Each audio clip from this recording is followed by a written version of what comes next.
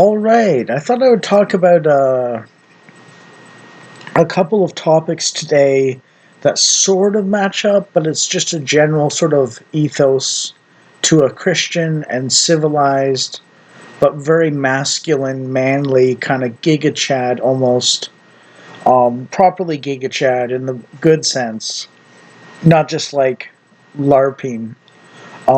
Christian patriarchal worldview and the ethics of it and the attitudes and so on. So, strength, but gentleness and firmness and courage for a man. Um, I just finished watching a video I posted after I posted the rest of the stuff that I'm going to mention.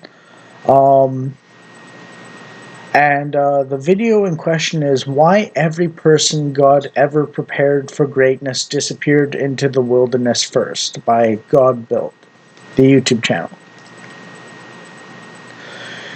Now, basically, I've got a few things I want to say that started with an Elon Musk post, and then I kind of developed my thoughts further as a general sort of guide to society and so on. Okay, so basically, the post that started this whole chain of thoughts and so on is Elon Musk saying universal high income via checks issued by the federal government is the best way to deal with unemployment caused by AI. AI/robotics will produce goods and services far in excess of the increase in the money supply, so there will not be inflation. And I basically responded with, no, Elon, that's a bad idea. One generally should never decouple productivity from gain. That's one of the primary reasons socialism fails. It's why the Confederacy fell behind economically, behind the Union, using slave labor as opposed to wage labor.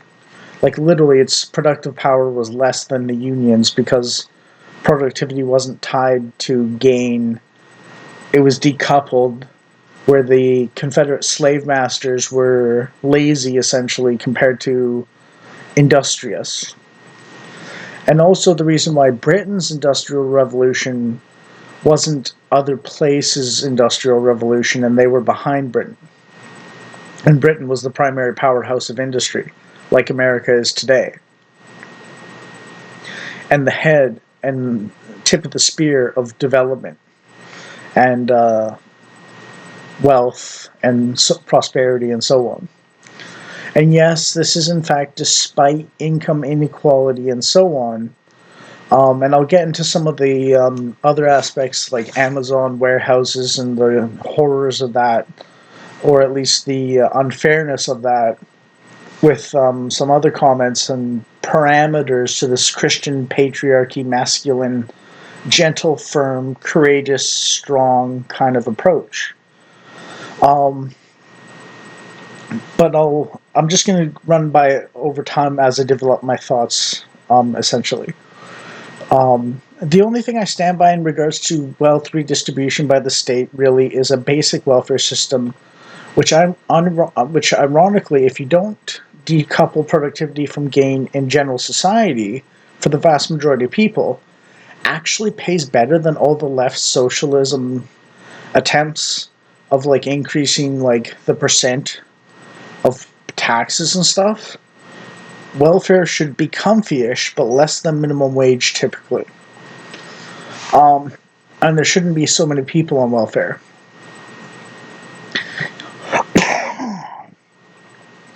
Even with people on disability, opportunity to be productive and get a little more than you get from by earning it, get from being paid it from the state by earning it in private business ventures, potentially up to a little more, only a little more than minimum wage is superior.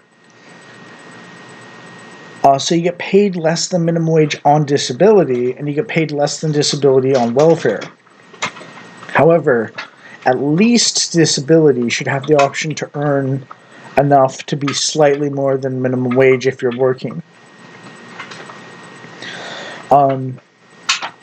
We're talking like welfare, like when I first got on disability and welfare, basically welfare was 2/3 minimum wage and disability was 3/4 minimum wage. And minimum wage paid $1,200 a month. Disability paid $925, and welfare paid $650. And that was a reasonably good setup. Not gonna lie, it wasn't super comfortable, but it was actually quite comfortable relative to what I have now, basically on disability, even on welfare back then. And this is why I'm confident in what I'm saying, because I've experienced it. I'm not going to necessarily provide the best arguments in detail, but basically it has something to do with the general productivity and earning power of the population, unrestrained for the most part, with a bit of a Jesus statement of "Take upon my yoke. My yoke is easy and my burden light. Come to me, all you who are weary, and you will find rest." And basically, what we're talking about is a light tax burden plus a lot of freedom to be productive in your own way without forcing attempts at productivity by the state, is actually a better gig for those actually on welfare and disability than the most high percent taxation regimes and business subsidies and so on and so on. So basically, if we were a functional society, I would probably be just another autistic nerd with cool game ideas, petitioning my favorite indie companies with ideas. I'd be delivering newspapers and streaming like video games or something to entertain people as a potential career, and so on. The best society is earning oriented, low regulation, low diversity, low crime, low immigration. And sorry if I said the first one, it's low regulation, like business regulation. Basic welfare only, high competitive local business markets, specifically local business markets. You want them to be competitive, and so on. You also want small family business oriented locales, like the local corner store and so on that's family owned and so on, the local butcher shop, the local tailor, and so on. The big box stores are generally should be reserved for out of town or something, for people with cars or something. In combination with all the rest of the stuff, by the way. Like this is a whole package deal. It's not like you can just pick and choose one or two for it to work. It's like a full, like you have to do all of these things, not at the same time, all at once, but like you have to move towards all of them together as the end goal. Not all at once, not all at the same time, but when you achieve all of them, then you have the good society. Free speech enshrined, enchanted world traditionalism, always. Question science, always question science, because science is about questioning things and figuring them out and testing things. And you don't test things unless you don't know things. And the only way you learn is by questioning. A scientific experiment is a testing of is you have a question, you come up with an idea, you test the thing, and basically you analyze what happened and you say, okay, how is my idea of what might happen right or wrong, in which ways, when, where, why, and how. And then you come up with a new idea and then you test again, because the test and the differences between your theory or your idea of how things work maybe, right? It's a maybe, always a maybe in science, with what's called a hypothesis. In science, the scientific theory is basically proven as fact, but a hypothesis is what most scientists actually have when they're doing proper science. And a hypothesis is it might work like this. I think it might work like this. It's humble. Then you also need family, church, industry, and productivity. If one implemented tougher punishment on crime, kicked out immigrants, forced detox and quitting drugs, used free market principles, stopped subsidizing businesses, which is basically always unfair, there'd be enough housing for welfare, disability, and the mentally ill, as well as wealth for everyone, and it would be safer. We also need to return to prioritizing actual talent over race, sex quotas. Yes, this means whites will win out on average over blacks and browns, and men will win out over women, typically speaking. No, that's not unfair. It's just natural due to genetics, culture, and upbringing. And we probably need to shove LGBT into the closet again for kids' sake. Not eradicate LGBT, but kind of like tamp it down and put it back in its place, basically. Something of a bit of a sort of not broadcasting your kinks to the entire world and like twerking half naked in front of children on the streets in a pride parade or something, or doing drag queen story hour. Basically, LGBT is not common, which is often said as it's not natural, and it's not natural to most people. So the emphasis on promoting it is actually detrimental to more people than tamping it down and sort of shoving it back in the closet would be. And it's quite detrimental to people who are not naturally like that. So you can't even argue that the severity of the bad side is more if we put LGBT in the closet again than if we promote LGBT. It's a numbers and it's equal severity but greater number problem. Either which way, between LGBT closeting and LGBT promoting. And LGBT closeting hurts less people the same amount, basically, and LGBT promoting hurts more people the same amount, or even more in a way, right? And the only reason why you might not say that is because you have pride. I mean, it's literally called the Pride Movement. And pride is basically being an egotistical twat. It's like being a narcissist. And that also hurts people. Now, the exact dimensions for a Christian can be from I really hate gays to it's shameful and you should be ashamed to you're not really gay, you just struggle with homosexual thoughts, pray the gay away. It could mean like, personally, I settle on the, if you're homosexual and you're monogamous with a partner, then you're basically in the right position as an LGBT. I don't personally deny LGBT exists naturally. I don't consider the other things to be particularly true about it, the ones I just listed off before I mentioned this position. But, at least have modicum of, not chastity exactly, but sort of like that,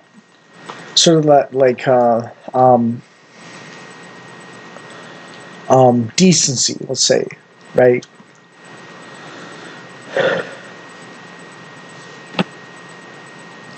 So basically, then I said, my ex might be reading this, and if she is, how much happier would she be if I were able to earn the money, so she doesn't have to, so she could come back to me if she was interested, and this was the only problem, but she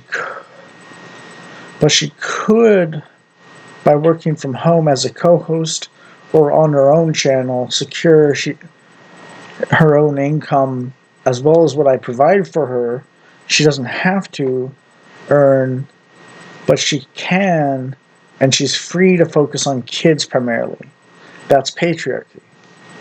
Then I clarified. Actually, I should clarify. It's Christian patriarchy that says women should not have to earn the primary income of the household. So she's got time to focus on her kids, but is allowed to earn on the side if she wants. And the problem with feminism is it forces women to be primary earners, and the third world and Islamic problem with women is they prevent any earning from women whatsoever. So it's a two polar extremes that help no one very well kind of problem. I know there's a problem with the two income trap where basically the corporatization of the West, kind of, and the entry of women into the workplace more commonly.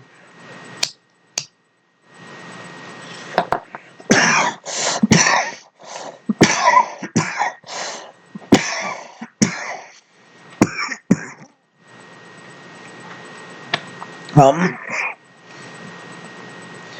Produces a workplace and employment environment where essentially, if there's twice the workforce because women are working that much more than before in official businesses, as opposed to say a home business or like a Tupperware selling thing, which is kind of a pyramid scheme traditionally, but like, kind of like a, if you like had like a yard with fruit trees and vegetables and stuff, and you like had a stand where you'd sell vegetables and fruit that you grew yourself to your local community for a couple extra bucks or something, or in modern times, say if you're like a part-time VTuber or streamer or something like that, or a video content creator from home, that would be really good for a woman because it's very social and so on. But the man is the primary breadwinner. It's like part-time work for a woman as well as child rearing primarily. It gives a little bit of purpose and meaning and sort of, a reason to work. And this matches the medieval thing of the man doing the primary industrial work and the woman being like literally what's called the cottage industry, which is like the woman would like create clothing or something and sell it to other people who would like be more focused on, say, leather working for the men or something, right? Cloth or linen or wool for the woman, leather and meat for the man. That would be like a power couple in medieval times or something. So it's not like, and they would work from home so they could actually raise their children while doing it. And what we want is a return to some sort of setup kind of like that. But if the man has to go into the workplace, into the business office, or into the factory, they do that. But the woman works from home, typically speaking, or does like very part-time work, only a little bit of part-time work, say being like a cafe waitress. So, like for instance, if the man works 5 days a week at the factory or office, then the woman works 2 days a week at the cafe or something, on the weekends or something, and that's how you manage the two income trap problem while allowing women to like work a little bit and so on. I know teaching couples exist as well, where women and men are teachers together at the same school or different schools and so on. But that's one of the things you can do as well.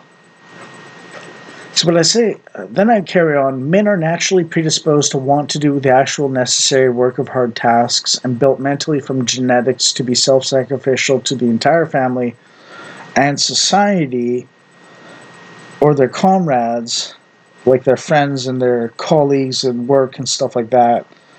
Unlike women, accept their own kids typically. Men gravitate to principles, women to people. Men built to tank stress, unlike women. That's why they earn more, because they do the harder jobs overall to everyone. But it's not just harder stuff. Men are built to master technical tasks in ways women aren't typically. Women are built to master people, but the technical tasks are the roads and security, or the roads to and the security for, prerequisites women need in order to do their own work style to best capacity. That includes raising children. That includes um, uh, being the glue of the local community and so on. Men conquer the wilds or the wastelands. and then women move in when it's safe to conquer the men. For every witch, there are 10 huntsmen in the woods. Women are not prone to braving the dangers of unknown wastelands. Men are prone to do stupid, dangerous stuff physically to test their ability and resolve and get glory from doing heroic stuff. Women are more timid and threat aware caretakers, so they scare more easily because they're weaker, which is just, it's okay, it's fine, it's natural. But men exist to be strong on behalf of women. This is why men protect women, and women protect children, and men also protect children, not just women. So it's like, that's why the man's the leader, because he's protecting the woman and the child, and the woman's the leader of the child because she's protecting the child. And that's why men need to step up and take the hits for the woman and the child. So there's a responsibility to the leadership of men, not just a sort of like, I'm lazy and the woman will do the jobs for me. The sort of like, I sit at home and play video games while my girlfriend works 5 days a week kind of bullshit. It's not supposed to be like that. If my ex disagrees with this, all the things I've said so far, she's free to arm wrestle me or compare her size to mine, or let me pick her up and her pick me up in response, in exchange. And she knows I game better than her too. This isn't to dominate her cruelly. This is just a statement of fact of my natural state as a man. I merely offer my services to her will. Well, not just her will, but her good, according to God's will primarily, and then her will secondary, if it doesn't conflict with what I think very honestly and strongly is her actual good. And that's why women need to be submissive a little bit too. It's a fact we live in a mostly civilized place and time at the moment in the West. The tragedy is it's gotten less civilized in lots of places, and civilized places still exist, but are deadened. We need to bring vitality and security together again. Men need to lead and or serve and work. Women need to intrigue, I think is a good way to put it in a way.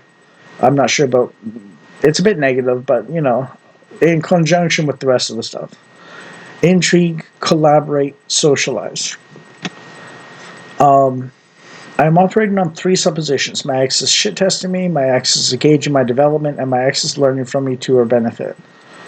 I probably pissed her off when I said God guaranteed she'd be back, but I think the way it happens is it gave me a promise to work hard to.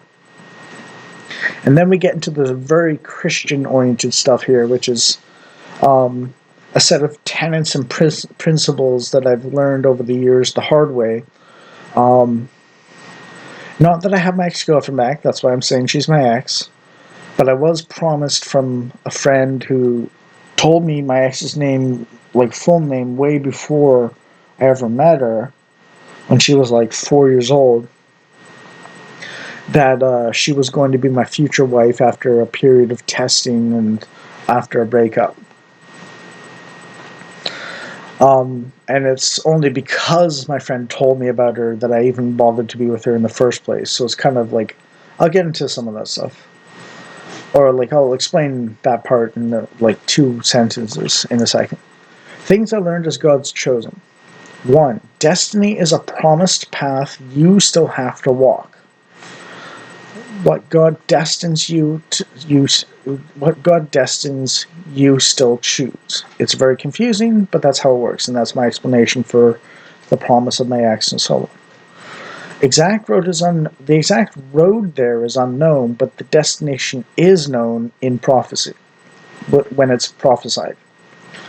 To whom much is given by God, much is demanded by God. You facing hell when you're chosen genuinely, and I know there's some sort of like, I mean, this is kind of like it could be secularized wisdom as well in a way if you reword it slightly, but at the same time, it's a very common path and it actually works whether you believe in God or not in some sense. If you're chosen, Your hell or your experiences of hell will serve the good of many, many people. Other things I've learned as God's chosen, God will keep you going through everything of that you experience of hell through quote unquote lucky breaks, which is God's providence and little treats and gifts and stuff like that. God will build you up in character and ability up to snuff or up to measure for the mission as it goes forwards. God wants you to give Him the credit. That's very important. God wants your good and others' good. God will educate you along the way. And God is unstoppable. And He always gets His way. So when he's saying you're going to go far and win at life, it's a guarantee, no matter how much you lose things along the way. A few more things I've learned as God's chosen. A prophet is still as blind as anyone else almost along on what the future entails. God's ways are higher than our ways, even His prophets. God will always surprise you if you try to rely on yourself or your own knowledge too much, and are too sure of yourself specifically. It's a pride thing. It's sort of like, I know the future exactly. Well, God will surprise you, and so on. God wants obedience and joy, not debt and misery. So basically, I mentioned my one of my videos in the 1337 playlist on my channel here goes into the the the stages of redemption, let's say, where when you commit a sin that's very serious or something, or even to a lesser degree a small sin, you become mortified, and mortified means like I am feeling like death. I feel dead because I did that bad thing, and that's what the wages of sin are death commonly means in some way, or like I could die of guilt. I feel so guilty. Like it's like depending on the severity, right? Like there's a certain degree of like resonance or feeling of guilt equal to the sin that you kind of have to go through on some level. So it's not just arbitrary entirely. It's not very arbitrary. Let's put it that way. So what obedience means is you go through the process of the wages of sin are death. I'm responsible for my actions, good or bad. And then to a dual part. So wages of sin or death is the first step. Second step is I am responsible for what I do that's good and bad. The third step is when I do good, God will meet me halfway and provide the rest of the success. And also at the same time for the third step, it's also God will give me treats even when I don't deserve them on occasion when I need them. Whether I did the good thing or not, basically. A treat, like a gift. And then the fourth stage of development is God is working through me for the good of myself and others. And by the way, this is kind of like a when you learn from your mistakes kind of principle. That's why I systematized it. I know that people might not approve of totally systemizing Christianity, and I get that because I agree it's not totally a system. You can't really game it properly with God. But if you earnestly go through these paths, then it'll more or less pan out like that. So the thing is, you don't try and trick God because that short circuits the natural development path appropriately. And if you don't do it appropriately, then you're kind of like screwed in a way. Or God will like bring you back to the beginning. You'll work through it from the beginning to the end again properly the next time. So it's like you don't want to rush it necessarily. So I'll mention a couple thoughts. I mentioned why every person God ever prepared for greatness disappeared into the wilderness first. Basically, what's going on is the hero's journey always requires a descent into the underworld. Return of the Jedi needed The Empire Strikes Back. Star Wars A New Hope is like the first adventure, the first path until you cross the threshold. Empire Strikes Back is crossing the threshold and going through the underworld and finding rescue just as it happens. And Return of the Jedi is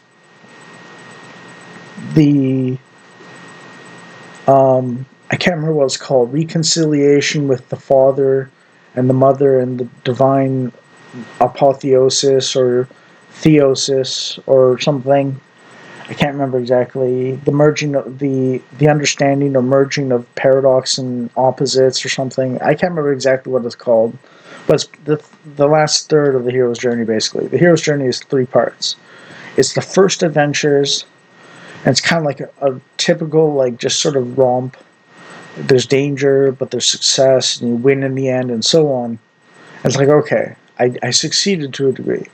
And then the crossing of the threshold into the underworld eventually, and then the rescue from the underworld is sort of like the second third of the journey, and that's the really harsh part, and it's absolutely vital to prepare you somehow because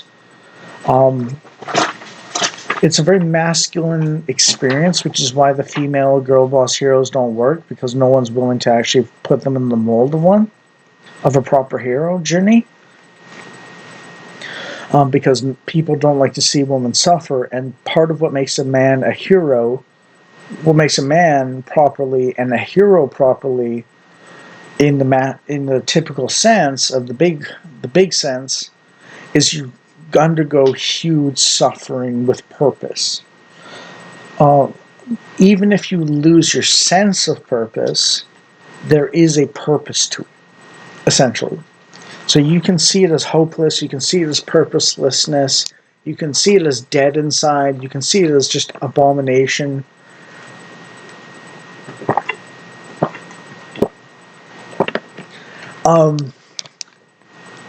But there is a secret purpose to it, that the payoff of all your sacrifices happens in the third part of the journey. That's why it's A New Hope, and then the really harshness is in The Empire Strikes Back. And then the Return of the Jedi. But you notice how Luke Skywalker has to lose Obi-Wan Kenobi in the first third? So there's a sacrifice in that one of the mentor. Then there's a sacrifice of the self in the peak of despair and hardship in The Empire Strikes Back of Luke Skywalker. He loses Han Solo, he loses his left, he loses his hand, he loses his sense of inherent righteousness against Darth Vader. Right? And then in Return of the Jedi, he has mastered himself mostly, but he's not quite totally refined. And the hero's journey is a perfect refinement journey. So if you heard about Luke Skywalker in Return of the Jedi, you notice he force chokes the Gamorrean guard, sort of green orc pig man, right? That's slightly dark side. So he's got a little touch of the dark side in him still from his experience of Darth Vader in Empire Strikes Back. So he's wrestling with this inadequacy or impurity or flaw. And then he mostly does it right, and he rescues his friend Han Solo. And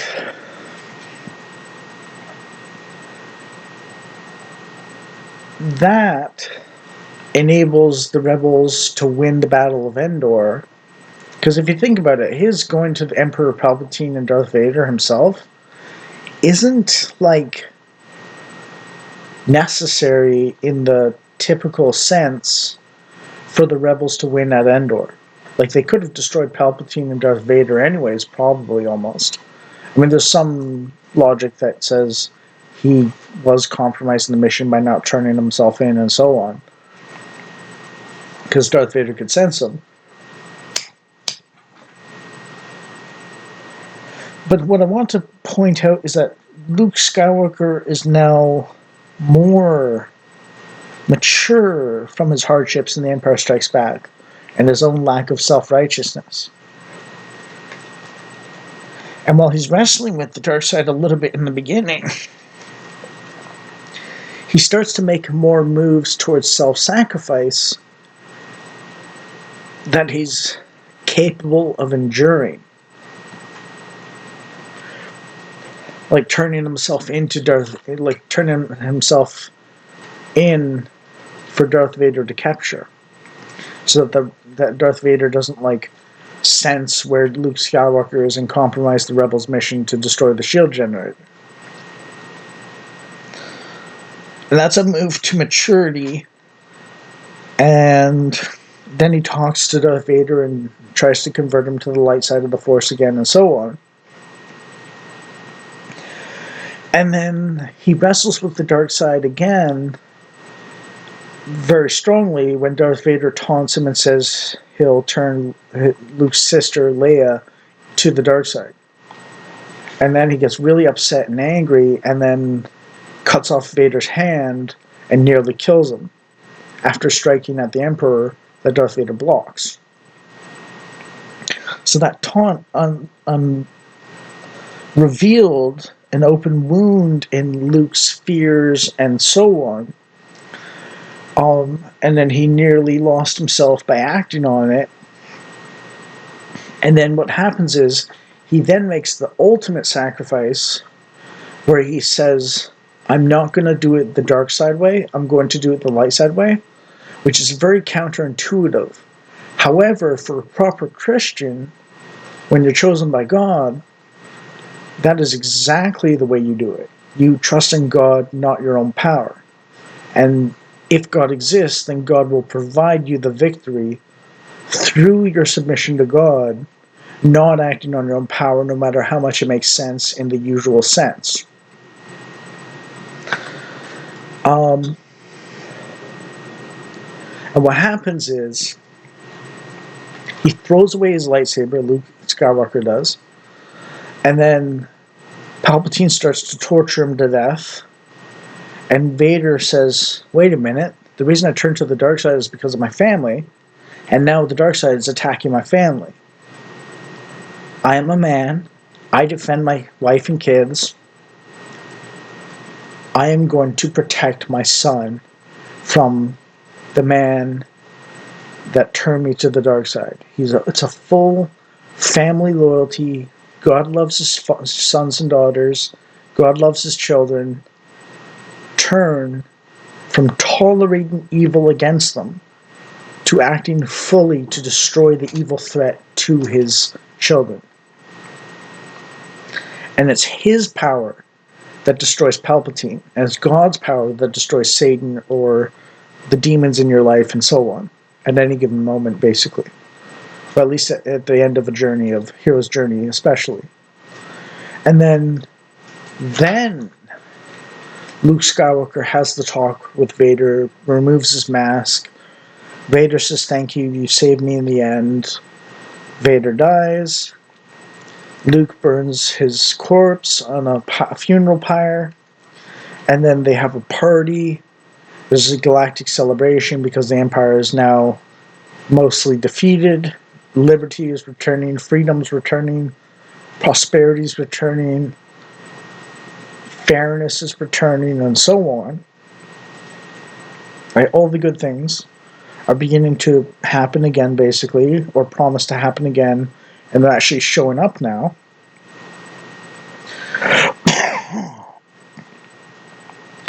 And then at the end, Luke looks into the forest and finds all three people that are most important that have died in his life. Yoda, one of his mentors, Obi-Wan, the guy who got him started, and Anakin Skywalker, formerly Darth Vader, formerly Anakin Skywalker again, his father. So there's a reconciliation with the past in a new and reborn fashion, not exactly identical to the past with its past problems. There's a reformulation, there's a rebirth, there's a growth into the complexities of the new age and so on, with a connection to the past that was before the dark times emerged.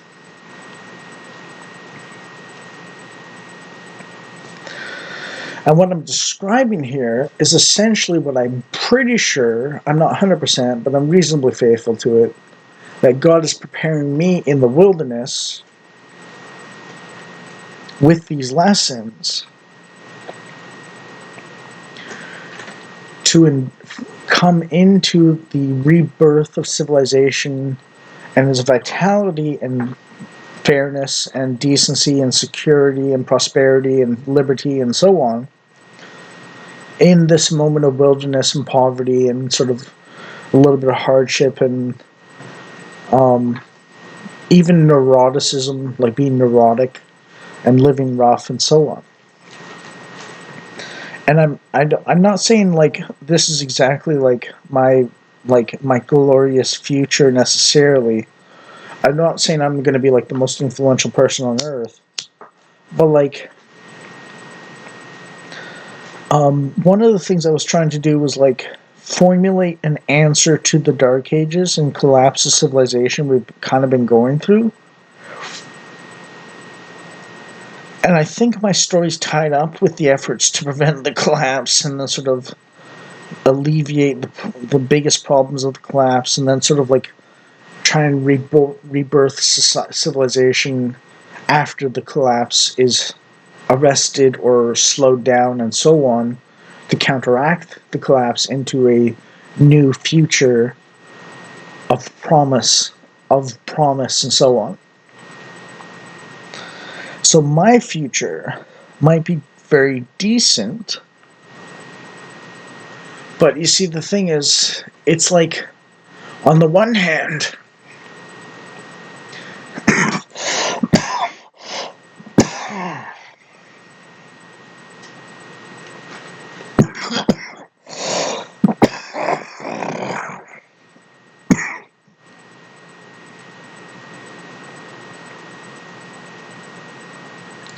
like if you like on the one hand, you might think I earned the hard way my redemption, or at least good times in the future, let's say.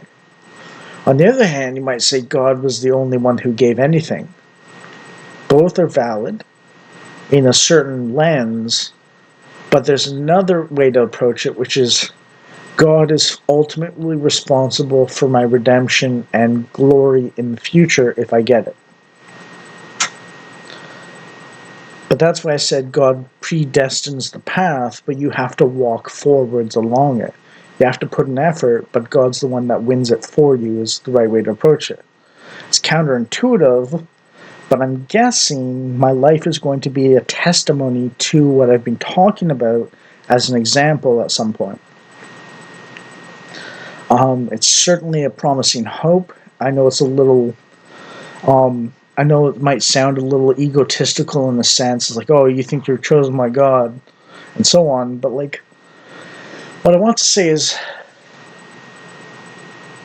in terms of like very spectacular achievements on my part, like, I'll give an example of what I mean, and this is why, like, this is an example of why I'm pretty sure I'm chosen by God, especially chosen by God. Let's say, although lots of people are chosen by God, so it's not just like the Holy One, like Jesus the Messiah, kind of chosen.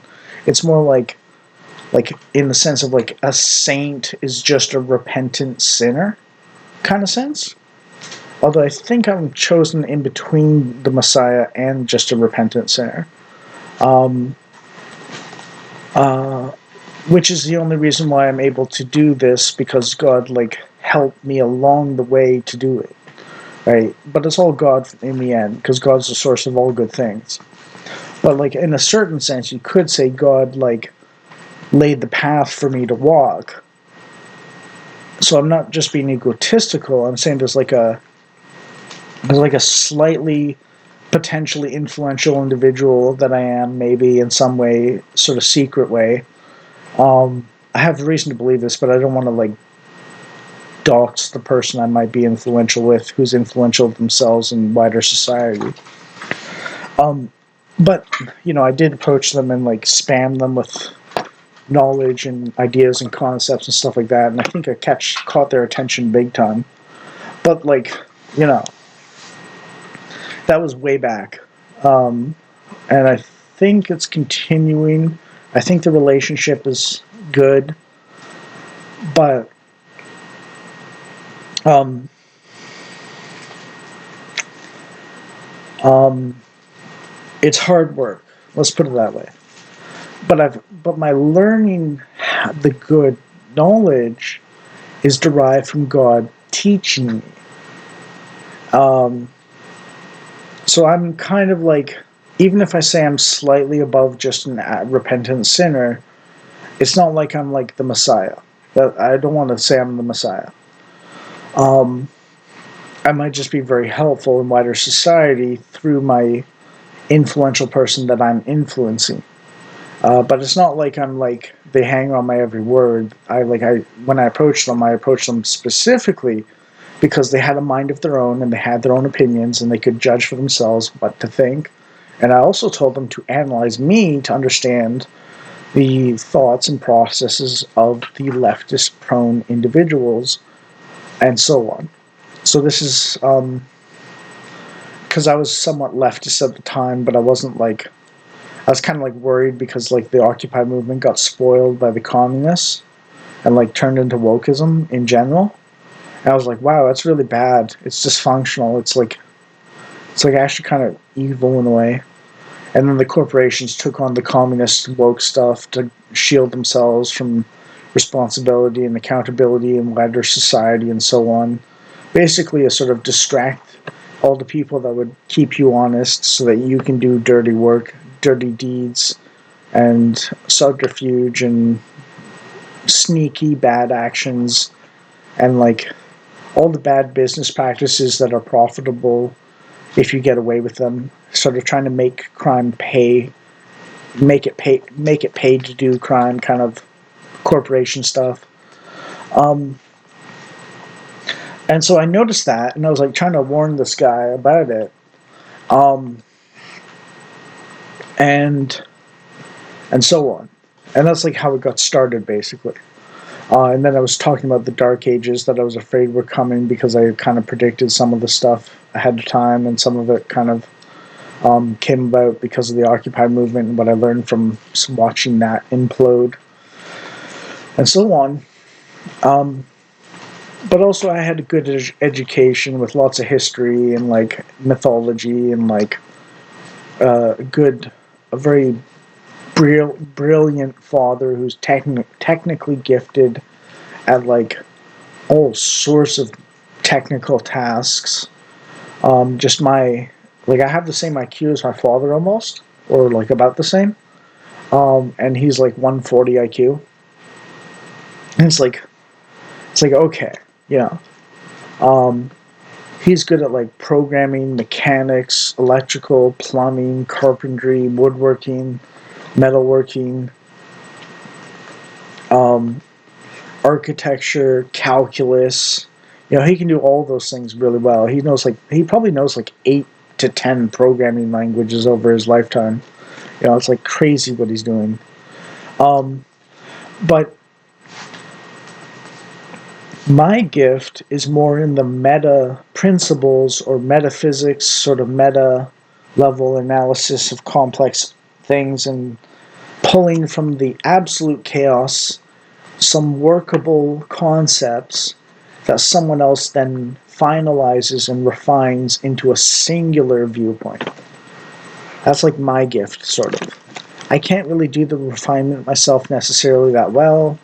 I can't, like, you know, but I can take, like, from what seems like noise to everyone else, a signal or a set of signals, and then someone else takes the signal and tweaks the parameters into a specific, like, frequency that's like is one frequency instead of like like a a bandwidth of signal or like multiple signals and they can do the exact thing. I can do a list of possible things, and then there's like the chaos of like the noise of the universe. So I'm not saying I can do everything, but like I'm saying I got this one particular gift.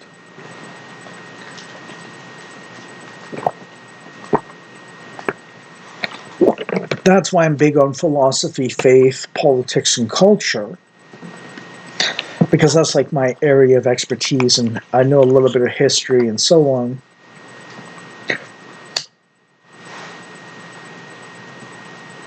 But I'm not saying I know exactly what to do about it. I'm not like a huge leading individual. I'm not very good at leadership necessarily, unless it's like in a video game that I know well, and it's like a small party of friends or something, and I'm not the best leader. But I'm like somewhat competent at basically any video game one can imagine, or maybe not every video game, but like a lot of video games, somewhat competent, and I can lead once I know the video game decently. I can lead decently when I know the video game well, and I'm reasonably flexible at the games I'm good at, sort of good at least. Where I can do multiple, like if you play Vermintide 2, then there's like 5 characters who basically represent a different class each and have like 3 specializations they can pick from, as well as the DLC 4th specialization. And it's like I don't know how to play Cataclysm. I don't know how to play Legendary, or maybe I can play Legendary. I can't remember. I'm like, there's one below the 4th. There's like the hardest, and there's the second hardest, and I can barely function at that level when I'm in the mood. And then there's like the level below that I'm really good with. So it's not like, I think there's like 6 levels or 7 levels of difficulty, and I can do like the 4th or the 5th hardest reasonably well, but I can't like perform very well above that. So it's kind of like gate locked. Like in soccer class, oh, that's a good example. Soccer during PE, like gym class in high school. I was like top of rank C in our gym class for soccer. I was like an excellent leader, and then I got promoted to like level B, and then I just flubbed it so bad that they put me back to C, and I was just like the leading guy for C basically. I mean, gate locked at the top of rank C out of ABC. It's like I don't go below top of rank C, but I don't go above top of rank C either. And I can play multiple. Like I can do everything basically at the top of rank C basically.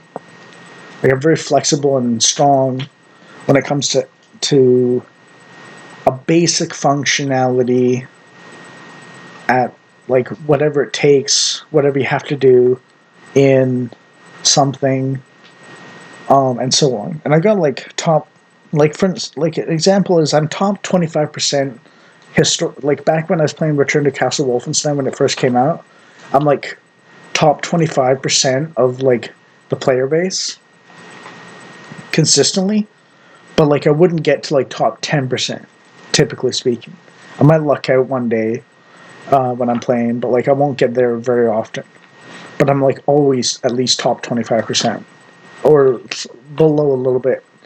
Like I'm like 50%, top 50%, or I'm top 10%. Like let's say 2% of the time each, and then like 96% of the time I'm top 25% or something. You know what I mean? It's not like, but that's kind of like just who I am basically. Um, yeah. Anyways, um, sort of a jack of all trades, master of none. In terms of video games, in terms of politics, culture, philosophy, and faith overall, like I actually am a master. Metaphysics is like a thing I can do pretty good. It's like principles and theories and concepts of like language oriented stuff, not mathematical or program code stuff. Like I can't do math and I can't do program coding very well. Like I figured out in grade 8 that calculus must exist, but when it came to actually doing the calculus, I couldn't do it in grade 12. You know. So it's like kind of like that's kind of the parameters of my actual abilities and stuff like that, and it's kind of like But the thing is, the reason I can do metaphysics and faith and philosophy and kind of have the right moral code now, unlike before when I was a little disjointed or very disjointed and like had a lot of moral flaws or some serious moral flaws, is because God guided me through it and provided the surety of a disciplining father who loves you. That's very important. The father uplifts you and the father disciplines you. That is a very patriarchal, masculine kind of situation, but it's a Christian patriarchy. It's not third world or Islam, Izat or cruelty and so on, but it's not feminine softness and permissiveness or what's called licentiousness, which means taking too much license, so it's taking your liberties for granted.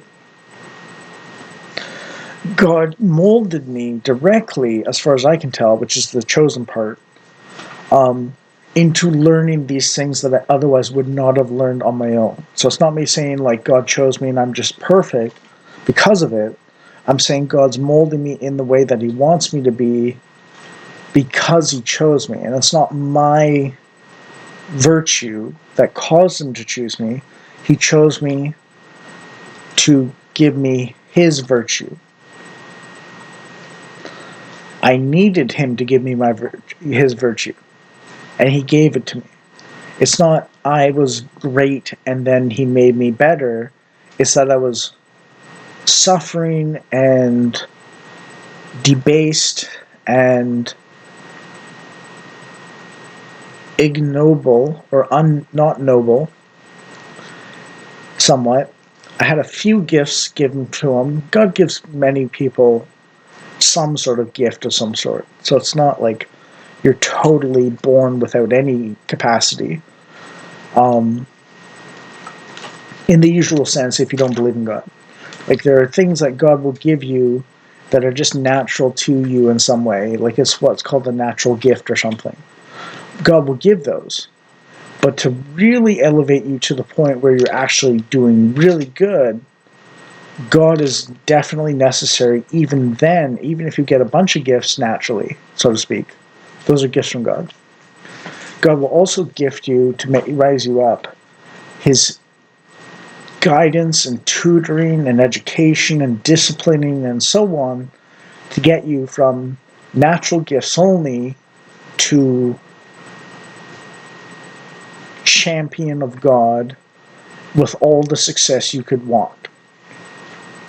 So it's a natural gift, it's an initial gift of God, a natural gift, so to speak, and then it's like a whole training program.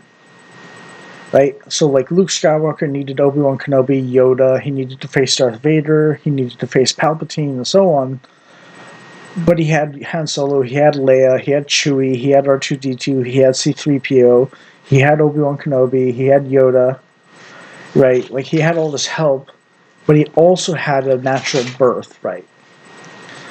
But the thing is, Luke Skywalker is not special in the sense that he's the only one with gifts. He's just a, a very dense example. He's a super dense example of what it means and the relationship. He's a purified symbol of what lots of people have that they go through and have to begin with, and so on. So it's like there's different degrees, and it can range from repentant sinner as a saint to a prophet of God's or like an agent of God's to like the Messiah and everything in between those, right? And you shouldn't worry too much necessarily about which one you are entirely. You shouldn't worry about it much. You should just embrace which variant of those you are, essentially. And when people do that more often, then society will heal, society will improve, and society will grow. It will be better for everyone when more people do such things, and there is zero examples of the opposite being true, of people not knowing their place making society better in relation to God, that is. You know, when someone else says you don't know your place and they're going to put you in it, potentially that does mean they're lying or they're wrong and you need to overcome them. But when God does it, he's always right about that. And part of what it means to be humble doesn't mean I am the worst person ever all the time. There's moments when you have to feel that way in order to sort of like counteract natural developments of pride along the path. Because pride is like narcissism and egotism and so on. It's very like harmful because you don't care about anyone else as much as your own ego. And sometimes you just have to do it the hard way where it's like, I'm the worst person ever. I feel the worst person ever. I'm so guilty and everything's my fault that ever happened wrong or bad. Like, sometimes you will need to go through that feeling to counteract the pride. And it is that extreme. It does need to be potentially that extreme. It's like, because we naturally build up our pride, and we don't naturally come down from it gently. So you need to go through a period of I'm the worst person ever after puffing yourself up. But then eventually, I think what happens is after you go from I'm the best to I'm the worst to I'm the best, I'm the worst after a few times or a bunch of times, you sort of learn to go like, okay, I'm not going to puff myself up so much, and then the humbling won't be so hard. And they do say pride comes before the fall. Like if you look at Trump with his turning his back on his influencers, his podcast supporters, that is, like Alex Jones, Candace Owens, Tucker Carlson, and so on.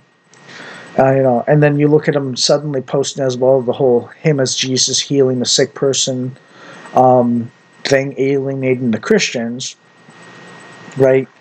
It's like Matt Fradd of Pints with Aquinas posted a different image that's very based on that. It's very identical, except it has a slightly different perspective. Instead of Trump as Jesus healing a sick person, it's Jesus as Jesus healing Trump.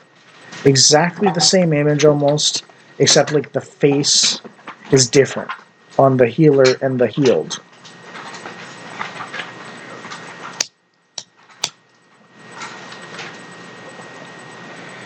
And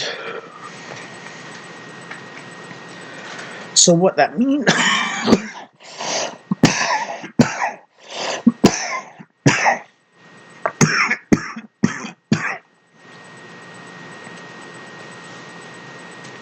so So it's like Trump got high on his own supply and alienated a bunch of people because he has a lot of pride in a position of power. And then Matt Fradd provided the corrective attitude towards Trump for the Christians, right? And this is the appropriate attitude towards Jesus. That's why we worship Jesus, but we don't worship other people.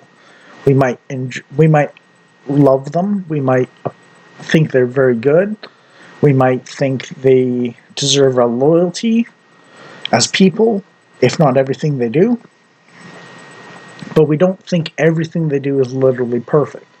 And we're ready to stand against them if we need to when they do what's wrong. That's why Jesus being sinless and perfect is so important, because he's the ultimate role model in some sense.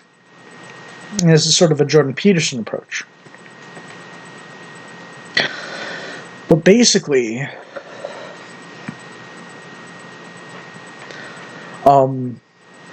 we can't be Jesus Christ. We can imitate Jesus, so we become closer to him than we were before, but we never get quite to Jesus' level. That's why the Old Testament is canonical, or part of the Bible, even though it's Jewish and Christianity is Jesus onwards.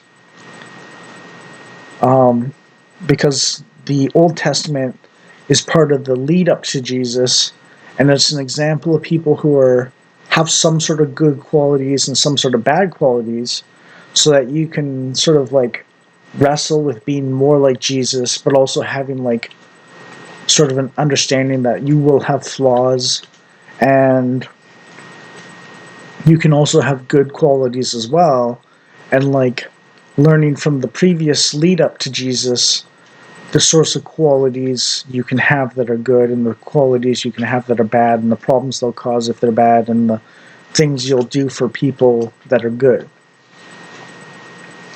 So it's like not everyone is Jesus, only Jesus is Jesus, but you have Jesus as the head role model, so you follow him if you can as hard as possible. But if you're totally failing at following Jesus directly, then you have a few lesser role models that are still okay in their own way for the things they're good for. But you also have a warning about the possible problems such attitudes or ways of being can cause, so you can like sort of find something more on your level at the moment to follow the good of while guarding against the bad of. And they sort of like work your way up to closer to Jesus as you go on.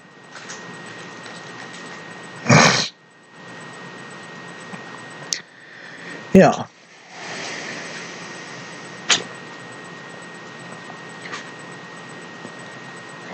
And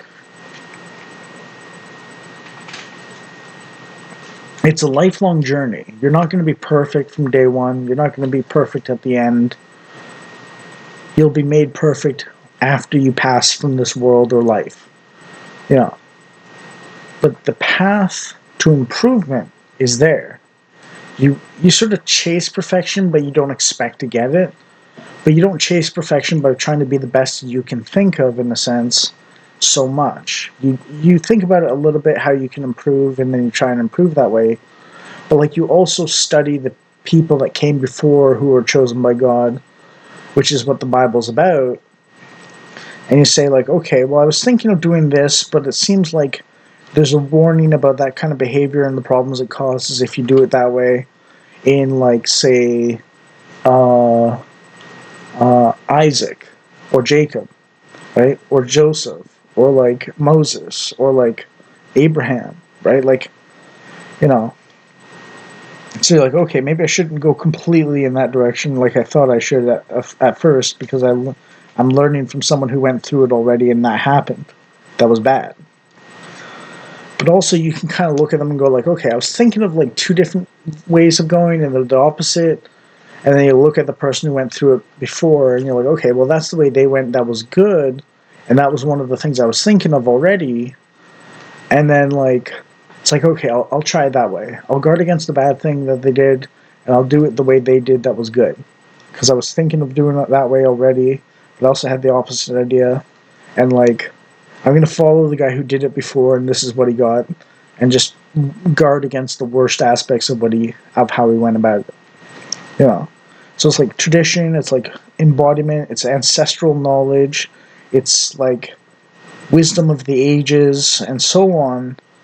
But as I mentioned, we kind of are like developing according to the new realities that exist from technological innovation and change and like the interconnectedness of the world and so on, and so on, and like economic developments and so on. And there's a certain degree of like specific, like timeless relationships, styles of relationship. And then there's like things that exist in the moment that didn't exist back then as well. And the navigation of that is why it's kind of hard in the sense you need to have one foot in the past and one foot in the future and your head in the present. You know, you have to walk through time basically. And that's what being and becoming is from Heidegger. Even though he did sort of party with the Nazis, well, he was like part of the Nazi party, or like he supported the Nazis early on and then changed his mind basically. I know he's kind of controversial in some circles because of that, but he was a German and he was in the rise of Nazism, and the Weimar Republic was a big problem. And maybe before Hitler was genocide, and people were like, oh well, he's gonna solve some of the big problems that we have now, and maybe he's not serious about the very bad things he was promising. So it's not like um, people are totally guilty because they supported the Nazis early and then changed their mind.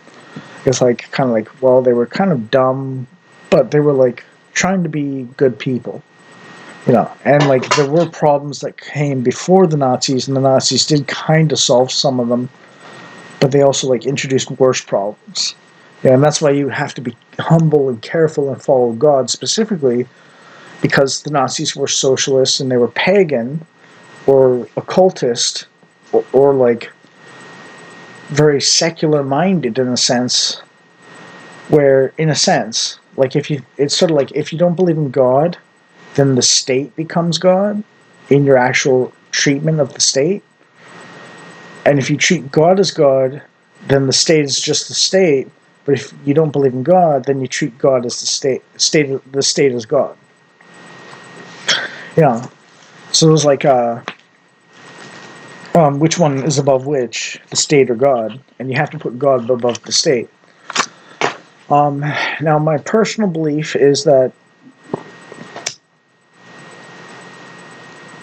Pope Leo, the current Pope, is sort of putting the state above God in terms of international governments or ruling bodies, like the EU or the UN or NATO or something like that, or like trying to promote the Catholic Church's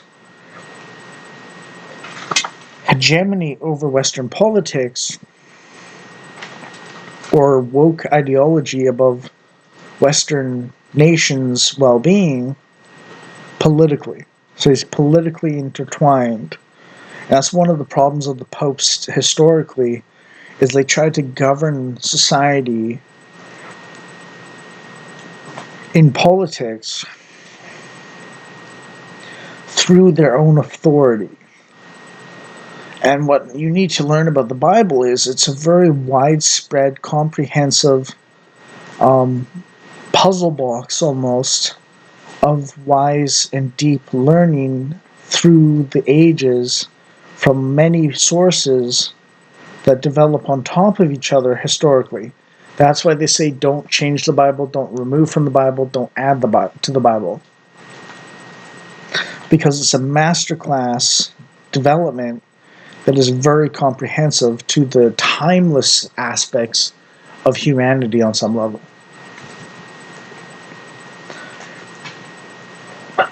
And essentially what's going on is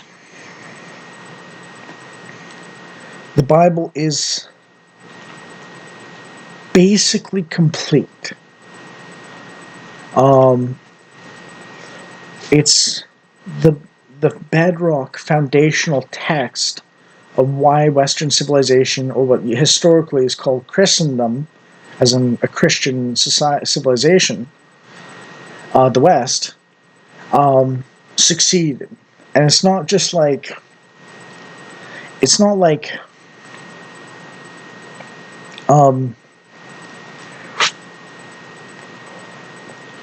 now, because it's a puzzle box, you can get lost in the wrong way to do things. But the puzzle box part of it is actually important because it forces those who want to know God more to think about what they're reading in deeper and deeper ways, and it doesn't just tell you exactly what to do, it trains you to think of how to do the right thing. It teaches you how to think by forcing you to puzzle through mysteries and riddles and stuff and puzzles. But it also teaches what to think along the way as well. That's why religion and politics, or totalitarianism religion, have a certain degree of similarity, because it's what and how to think. But Christianity is a very trustworthy source because it's developed from multiple people over the ages, and it's honest actors, essentially. There are things that, like, there's and some people might complain it's too soft, and some people might complain it's too hateful, as opposites. But the thing about it is the Christian Bible, including the Old Testament, which is the Jewish part, Jewish specific part, I should say, is a full spectrum book of wisdom of the ages in different situations and so on. But the Old Testament is like the ground, the foundations, and the New Testament is like the walls and the roof. Right? Like, it's like you have to, it's kind of like what I said, where you have to develop from the wages of sin or death to I'm responsible for the good and bad I do, to God helps me out and gives me treats, to God's working through me. It's kind of like you go through the entire process as you go, and you learn the wisdom, and sometimes you need to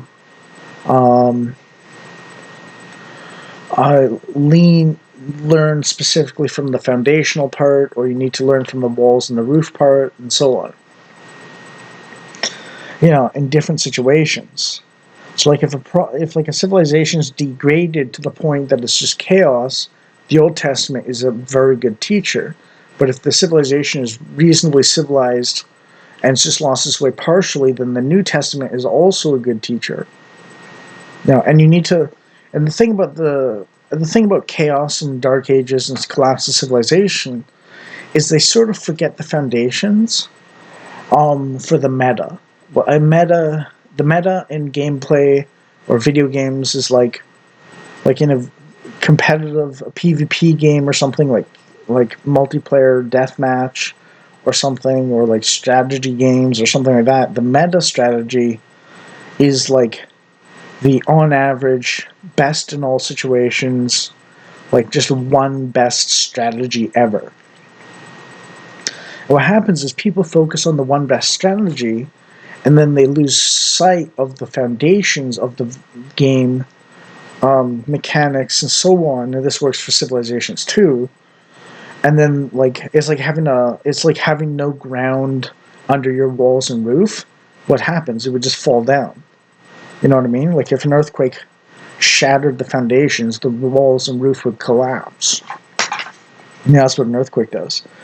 And that's why earthquakes are commonly associated with collapse of civilization and so on, and dark ages. The once thought, the assumed firmity or firmness becomes unstable, and then everything that was built on top of it collapses.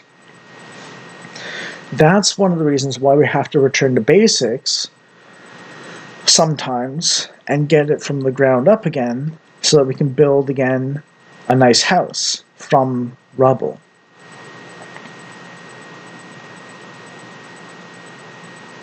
And yes, we want the walls and roof, and we want the decorations and the furniture and the appliances and like the television and the computer and so on. But you need the foundation of the house to exist before you build anything else. And then you build the walls, then you build the roof, then you build everything inside the house and fill it up and you move in. Yeah. And you know, if you're smart, you repair the house as it falls apart. So it lasts way longer. But everything goes back to entropy and nature eventually in this fallen world. It's not going to be like that in heaven. It's going to be perfect. It's going to be everlasting in heaven. It's going to be amazing. But in the fallen world, after Adam and Eve sinned and death came into the world, entropy came into the world too, and entropy is essentially things falling apart and going to chaos. However, what I've learned is from God, and I mentioned this in another video as well, because we lived in a porous or soft closed system with an infinite existence around it, so the infinite existence also includes the soft porous closed system to us, but we don't see beyond the borders of the closed system. But the infinite can come into the closed system and take out from the closed system as it wishes. And an example of this, for instance, in material ways, is actually the planet Earth with an atmosphere. A meteor can come in, but we generally don't leave the atmosphere. Now, the special part is we have rockets and we can go into space now, but notice how the closed system to us, more or less, daily life, is the planet itself. And the infinite cosmos impacts our planet and keeps things somehow so that we can live. Yeah.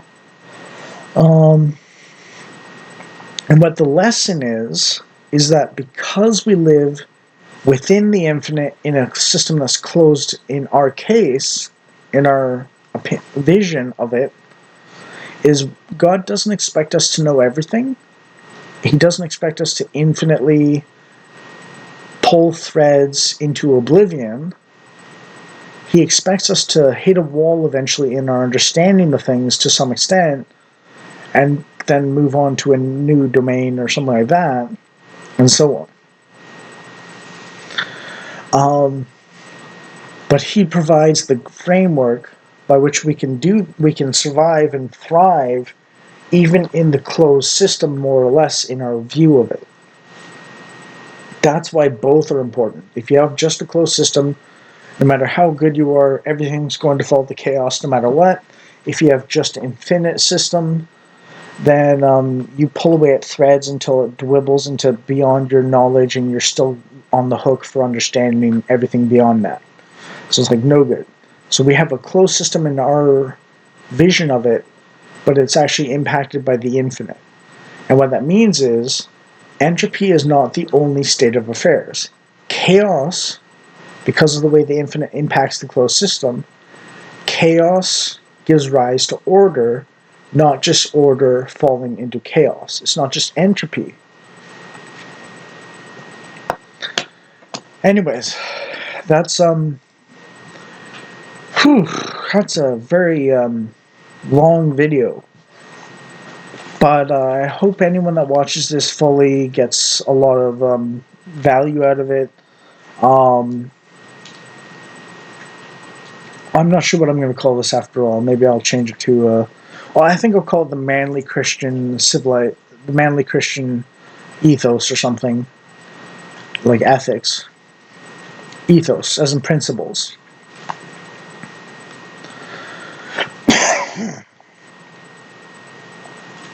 But, yeah.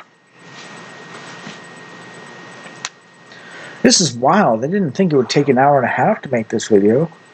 Like, I just rambled on about the things that were coming to mind after the first like Twitter posts commentary.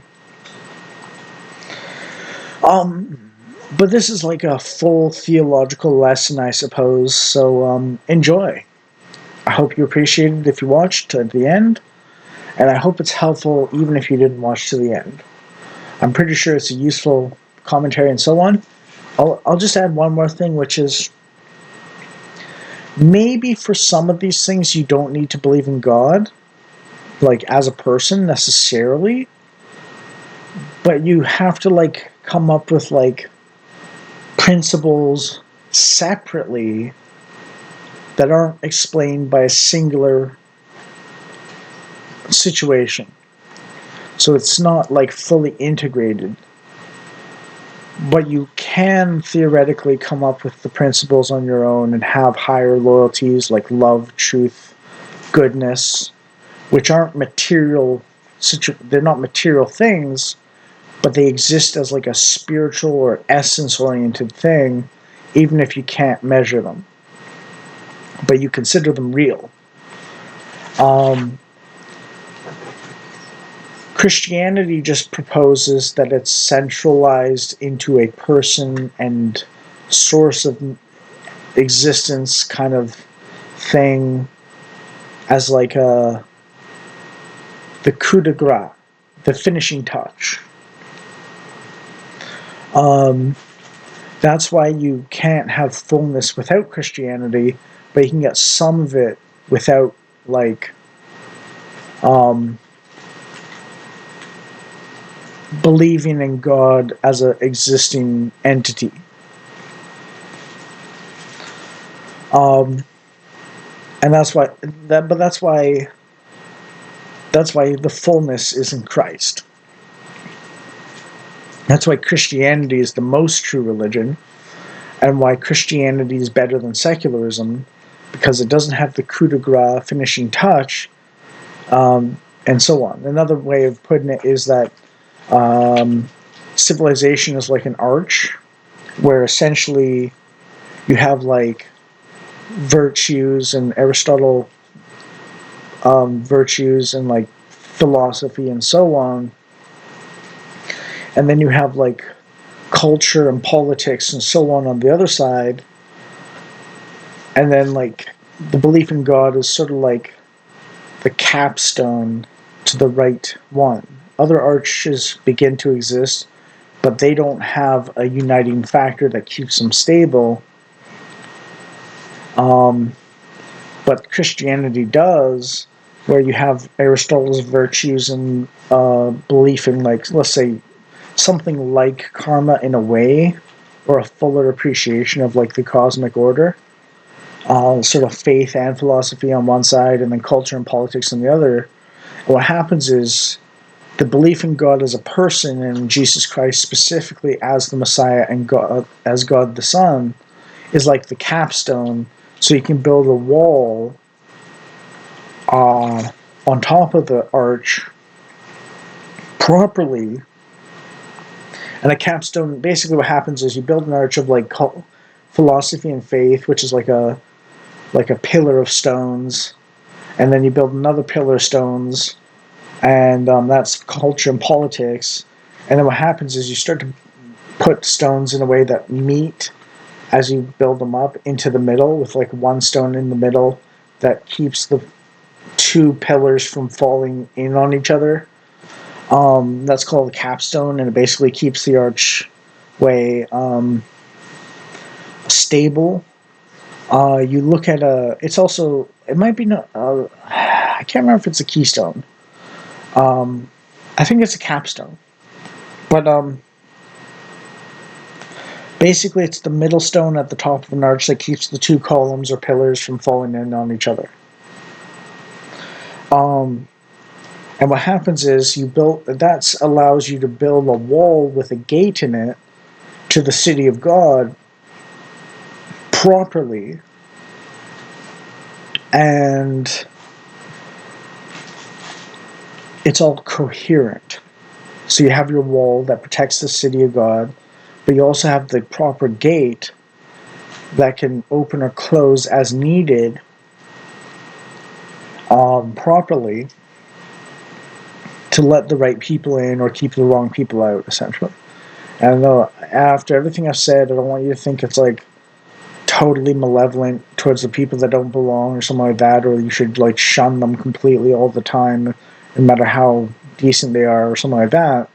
But like, you know what I mean? Like there has to be some sort of boundary and selection to be part of a group. That's just natural to people, which is why I'm not for mass immigration. You know.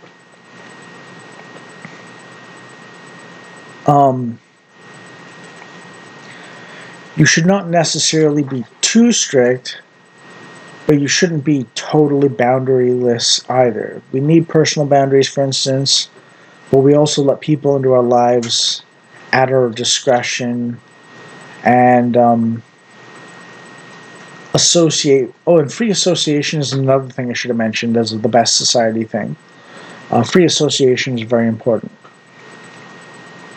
Trying to force people to deal with other people when they don't want to is a very generally bad principle.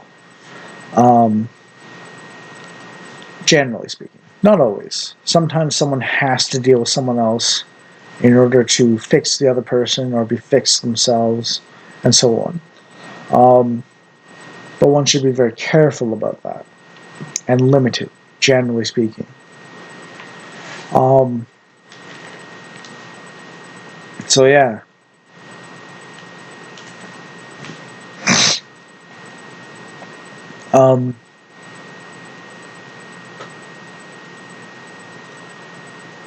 Other than that, there's a set of principles I have for what people want, and that is focus, family, friends,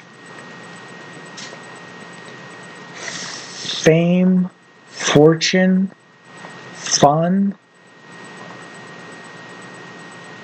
and freedom.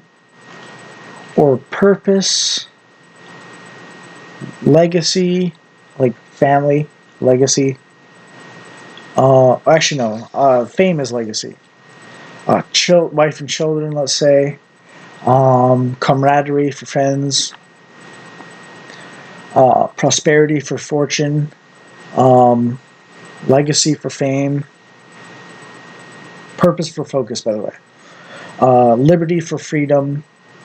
Novelty for fun.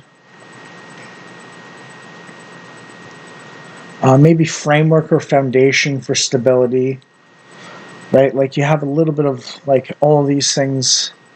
You know, and if you look at what I said, basically there's a bunch of F words, not like the slur, not the swearing, but like a bunch of words that start with F, and basically there's a correlation to what I said about the other things where they match the F in terms of what they actually are. So yeah. Anyways, that's my full theology, I suppose. Patriarchal Christian theology ethos. Maybe that's what I'll put it as. Anyways, I'll end it here. Gone on long enough, said enough. But this is like the full breakdown of like my worldview, essentially, from politics to religion to developing your personhood and character and ability to theology and relationship to God to the attitude you should have to life in a Christian framework, and a few arguments for why Christianity is very important and vital and necessary, and why you shouldn't just dismiss, like I did in the past, the the wisest of their generation, let's say, or the God-given lessons, the hard-earned lessons of ages past, even if you can technically look at them and say they didn't even know what a wheelbarrow is. They did know what people are, and they did live lives. And what I want to stress here is that your parents are no more idiotic than you are. Literally, your genetics come from your parents. The natural gifts they have, or the natural gifts you have, are a result of your ancestors, genetically speaking. So, you owe them thanks for your gifts. But they get theirs all the way down from you to your parents, to your grandparents, etc., all the way down into the past, all the way down into the past, backwards in time. It all comes from God. So even your natural gifts, your gifts from God, are from God. And then His direct intervention and teaching and lucky breaks and so on is also God. I wouldn't worry too much in a way about whether God's the source of evil as well. I will say the most appropriate response is, if you are holding more or less to the things I've described in this video, you should very much approach God as discipline, which can be a spanking, not damnation, which means totally cut off from anything good forever.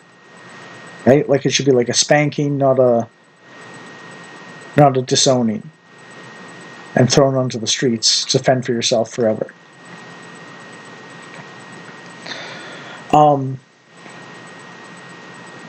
And there is, in fact, a heroic element to when you're going through hardships.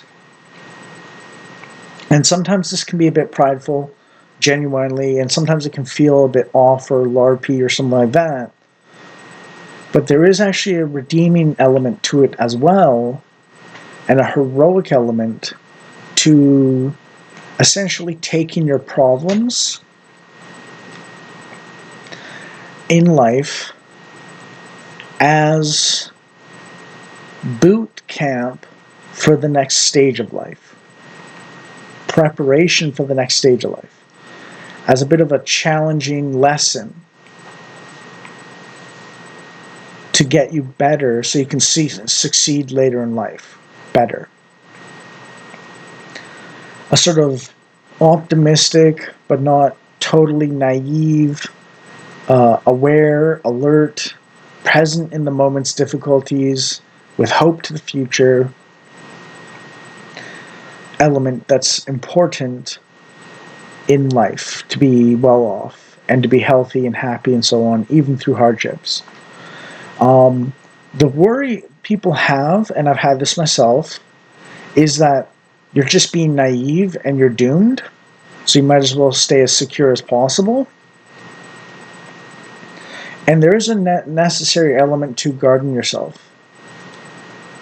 But you don't want to be in mean world syndrome either.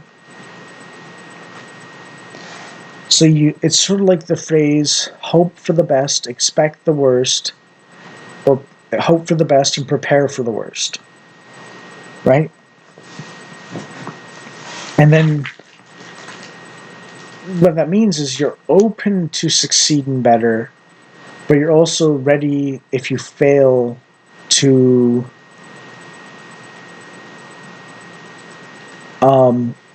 you're ready for failure, but you're preparing for success.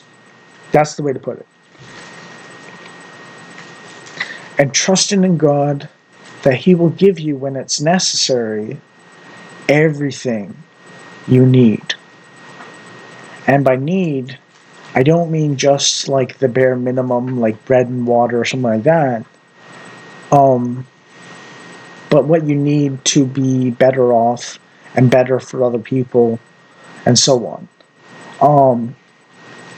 There's a biblical quote promising this, which says, "If you who are evil know how to give good gifts to your children, how much more is God who is perfect willing to give to you?" But the hero's journey is the process many people have to go through, even in small ways, by which they become able to receive more without letting it go to their heads and have pride come before the fall. I mean, it's probably going to happen anyways a little bit, you know? But that's why Jordan Peterson said, um, um, why he said something along the lines of joy or bliss is living in the process of transformation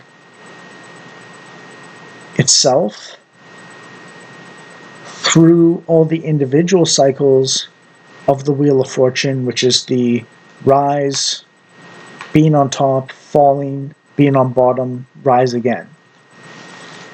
And that's why Christ is in the center of the Wheel of Fortune, which is a medieval concept, not just a game show on television. Why Christ is in the center of it, because he's grounded in the cycle, not just identifying exactly entirely with any given stage of it. So he's not I'm losing everything, I lost everything. He's not I'm going to be the best, I am the best. He's like, there's a cycle of all four of these processes, and living in the center means you're content to exist even if it's necessary for you to lose things, even if it's necessary for you to go through absolute misery in the moment, even if you're ambitious to climb to the top, and even if you are on the top, you're sort of like, well, I'll finish with this basically. Abraham Lincoln said there's a marvelous quote in the Bible for him, which is, "And this too shall pass." And I'll finish with this, but basically, Lincoln said it's very consoling or hopeful when times are hard, but it's also humbling when times are good. So, not too prideful, not too despairing, but sort of living in the process of transformation and development, and understanding that things will improve and get worse over time at different times in different ways and different amounts and so on. And to be comfortable in the ups and downs of life and so on. It's not like you have to be totally comfortable 100%. You know, you can still worry in the moment. You can still feel like you're damned to hell. You can still feel like you're God's chosen Messiah. But I mentioned the pride and the humility thing and so on, the feeling the best, feeling the worst. And then you sort of gradually develop into a more nuanced position. That's more like humble, but not like despairing. So you're like hopeful, but humble. As opposed to like the biggest egotist and the most despondent or sad or fearful person. You're not like riding the total highs and the total lows, but you're sort of more grounded in the happy medium of like hopeful, but you're not prideful, you're humble, and you're not despairing, you're hopeful. And that's what This Too Shall Pass is about. And that's why Jordan Peterson said the true joy and bliss is living in the process of transformation. It's being the center of the wheel of rise, top, fall, bottom, rise.